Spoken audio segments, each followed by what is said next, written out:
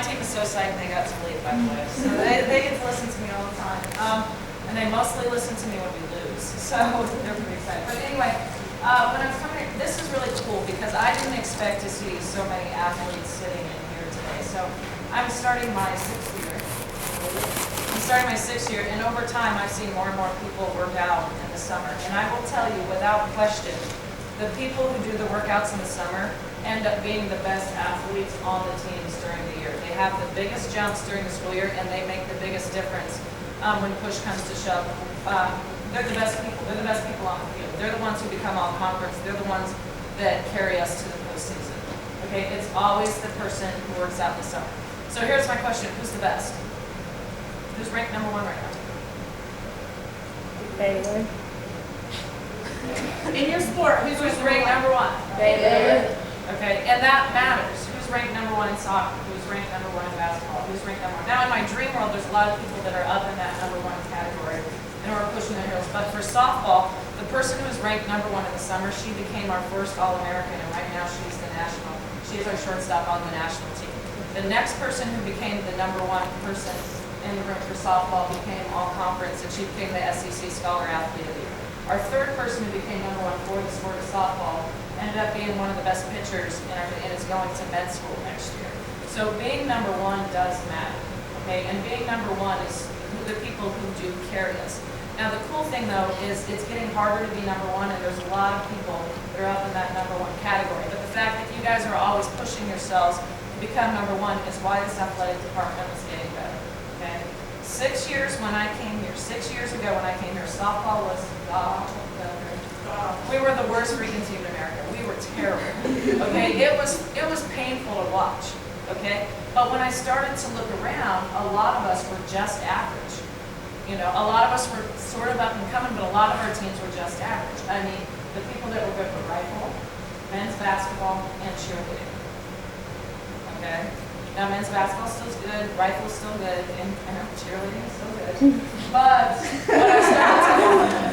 But what I noticed is now all of a sudden volleyball is kicking ass. All of a sudden basketball is kicking ass. When I first got here, when I met the softball team, I did not want them to be friends with the other athletes because none of us were doing well. But then, and I wanted us to do well, we sucked. I mean, we were terrible. I mean, we couldn't do anything right. I was like, oh my God, I'm going to have to isolate us and figure it out. And then, what I've noticed over time is everybody's getting good. And it's not a surprise to me that everybody's getting good together because you're all pushing each other at the same time.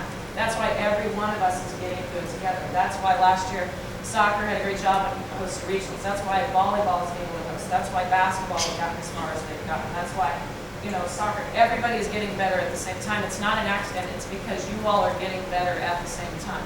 You all are pushing each other at the same time. So now I'm like, you better go find out who the volleyball player is because you're only ranked #13 and she's kicking your ass right now.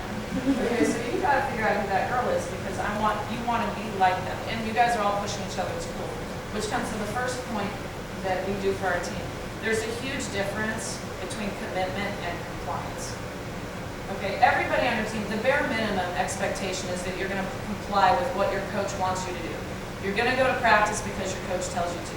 You're going to run that suicide because your coach tells you to. You're going to go, lift the weight because Coach Tracy is going to tell you to weight. But the difference is the commitment. The people who are committed to winning, committed to winning the SEC, committed to becoming all-conference, they don't just lift the weight that Coach Tracy puts on the bar. I want more.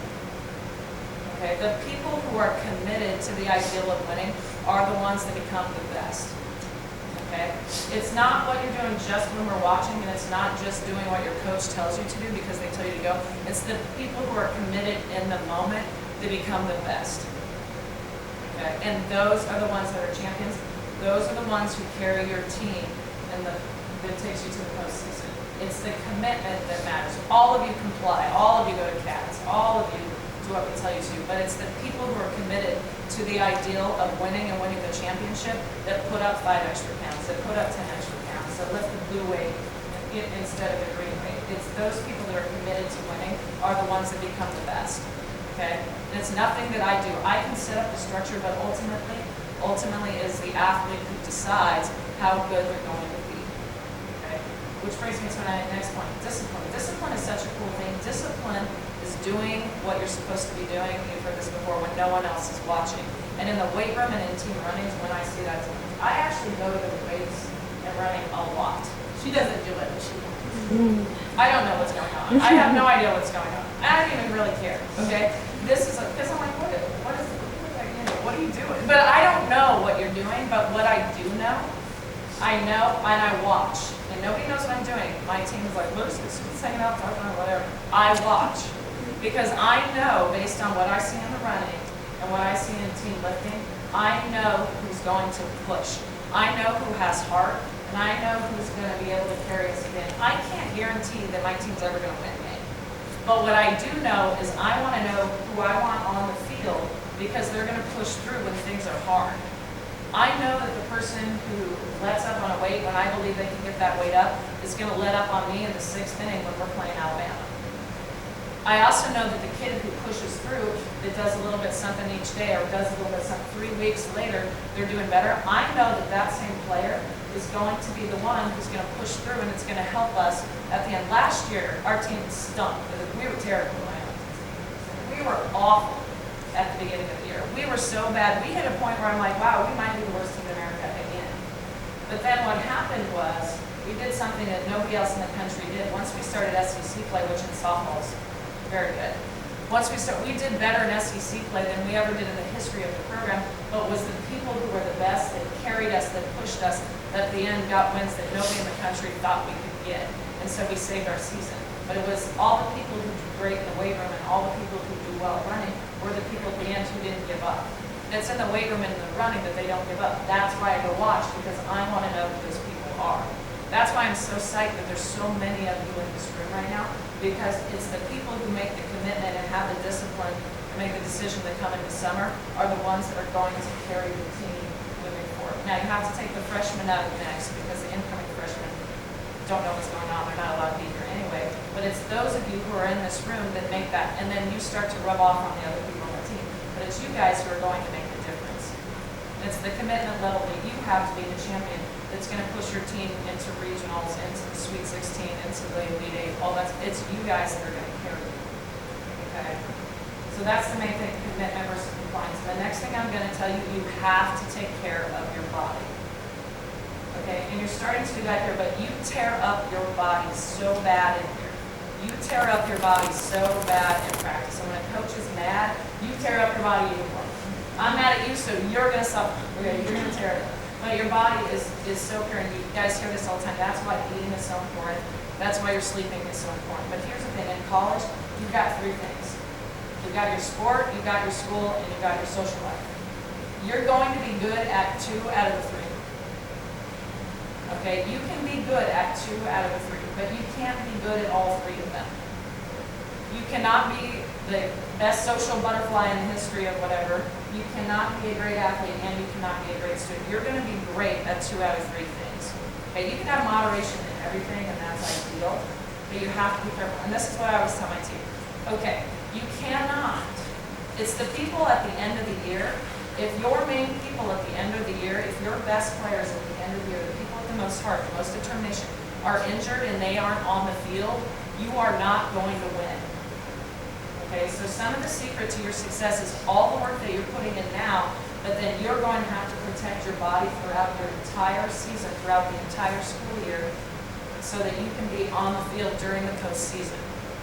Okay, you want to be in the postseason, you want to win, you have to be on the field to do that. The other thing is, in order for you to be all conference, in order for you to be all American, you have to stay out of long spurts in the training room. You can get treatment, but you don't want to be injured for long periods of time because that hurts you. And one of the reasons college students get into so much trouble is because you are tearing your body up. You are working so hard, but then what happens is at night and stuff, you don't balance. Okay, you don't balance. So I'm going to tell you a little trick. Okay? Those of you who go out and you hang out and you go to parties and you do all that stuff, I'm not telling you not to do these things, but I want you to think about it the next time you go out. Okay, and I'm not telling you not to go out, I'm telling you to have moderation, but think about every party you've gone to. Almost every party or every social event you've gone to, the actual event itself sucks. I want you to think about this. And next time you're sitting in that room and you're bored as hell, I want you to think about this, okay? Because it's not the event. The event is always awful. It's almost always terrible.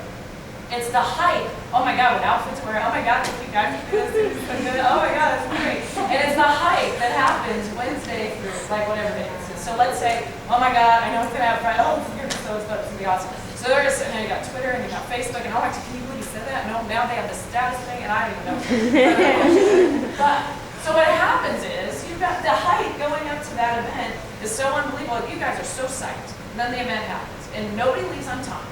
You're pissed off at your friend because she's doing something, you're supposed to leave 11, and yeah, 11 becomes 12, 12 becomes 1, and then you go to this dumb thing, and then you sit there and you talk, and you say the dumbest things, and it is so boring, okay? It is so boring, right? So you're there, you're tearing up your body, you're probably drinking what you shouldn't be drinking, and it's so late, and then you go home.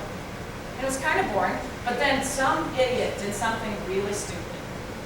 And then you talk about that on Sunday and Monday, which on Facebook, can you believe that? And that's the hype of that. So some idiot did something really stupid, okay? And then Tuesday's like, boring day, nobody talks about anything on Tuesday. And then Wednesday, the hype of the next thing, okay? So you're tearing up your body because of hype, okay? So what I'm telling you is if you can learn to balance that stuff, not tear your body, think about all the hype, but think about what's important to you, so have moderation with all that stuff. The idiot who doesn't get you, get you out of your house until 11, say, idiot, we're leaving at 8, okay? And we're getting to bed at a normal time, all right? And we're doing whatever, because ultimately, your body heals when it's resting. And you don't realize this, but you are tearing your body up in here so that you can build it back up. So if you guys can be committed to an ideal, and then you can take care of your body and take care of your school. And I'm not saying you have to be a straight A student. What I'm saying is, if you aren't doing well in school because you're burning the candle at all ends, then all of a sudden you get into your finals and your midterms. But when do finals happen? Think about it. If you're soccer, when are your finals? They're during the postseason. If your grades stink and you have to save your semester during finals, so you're staying up all night, you get hurt and then you've ruined your postseason. Now basketball is a little different because you guys play all the time. So does tennis and golf and everything. Softball is the same thing. Everybody who does poor academically does poor in the postseason because they stay up all night. So you have to take care of your body. So I am so proud of you guys for everything you're doing, and I think UK is such a cool place right now. So you guys don't understand this, but we have come a long way. All of our sports are so much fun to watch. All you guys as athletes are so much fun to watch. You're cool, you're strong, you're fast. You're vying for the postseason every single time you get on the field. And it's so cool, and it's because of all the hard work that you've done. So if you can stay committed to that ideal, and you can push yourself harder, and then if you can take care of your body, and you stay on that field, so you can win. You stay on that field so you can be strong in the postseason. What you're going to see is UK is all of a sudden going to bring in a national championship in women's basketball. You're going to see volleyball go all the way to the top. You're going to see softball in the World Series. You're going to see soccer go to the, I don't know, the color final. Okay, I just have the sports ones there. But you're going to see that. You're going to see you're going to see a tennis, you're going to see a national, you're going to see a national champion in golf. We're headed that way, and you guys are the ones doing it. But it's because of everything that you've been doing here is why you're champions. And if you watch, it's everybody who's committed in the summer are the ones that are winning those championships during your season. Okay, so I'm really excited you're here. I'm actually really looking forward to the fall sports because I hate recruiting during the summer. I'm really bored, and I want UK back. And my team isn't going to get until spring. So, okay, you guys, good luck. Good luck in basketball. Just kidding. But, I don't know what else to say. You guys have any questions?